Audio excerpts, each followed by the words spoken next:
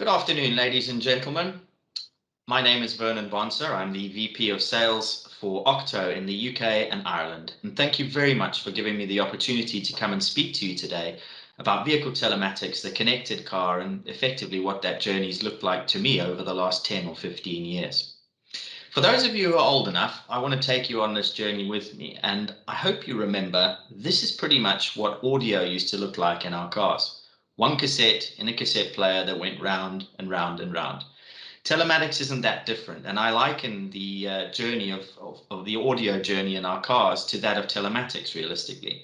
Think back to the old days of telematics when you had a black box that was delivering basically one piece of information, a location, perhaps a speed, maybe one or two other parameters.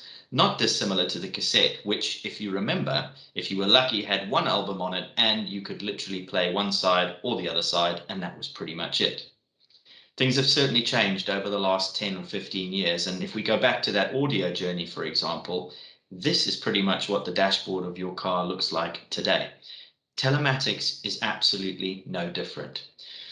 If you consider that head unit in your vehicle, what was your humble cassette player back then, now stores thousands and thousands and thousands of albums and more besides, this is what's happened with telematics. It's a digital revolution. So welcome to the connected car. Let's have a look at some of the functions that we expect of our vehicle today that 10 or 15 years ago would have seemed outlandish. This is your typical connected car these days. And I'm going to run through a few of the functions that we expect of our connected car these days. Crash detection, for example. You're in an incident. We expect these days our vehicle to know that we've been in an incident and perhaps inform our insurance company or emergency services that we have been in a collision. Cloud services, the ability to go online and surf and do whatever we need to do from the inside of our vehicle. Think about camera and incident management. We expect our cars these days to come out with cameras all the way around, and we expect them to be able to record incidents and accidents. Again, perhaps from an insurance perspective, but then again, maybe just from a personal perspective. Think about traffic and parking management. These days, we expect our car to be able to tell us where to find parking locations. We expect it to navigate us to the closest spare parking space to where we've ended our journey. Outlandish 10 or 15 years ago, pretty much standard for today. Think about navigation and routing. Again, a luxury 10 or 15 years ago. Absolute necessity in every single car these days, and we all take it for granted. Think about location services. So again, where do I want to go? What do I want to look at? Which particular shops, stores, stations do I want to go to? It will take you there.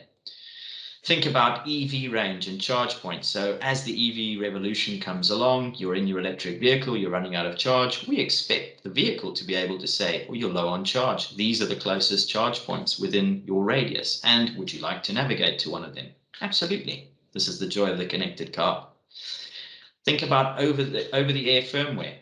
It's unbelievable that your car these days can be reprogrammed over the air without you having to do anything. There are certain brands of EV, for example, where you might wake up, go out to your car in the morning, and it's got some functionality in it that didn't exist the day before. Completely unheard of, but expected in the modern day of connected car. Think about booking and keyless entry, for example. So these days you're going to rent a car. You expect to be able to do that online. You arrive at the vehicle. You expect the connected car to know that you're the one who's reserved the vehicle. A, B, to unlock the doors and let you in, and C, let you start it and drive away.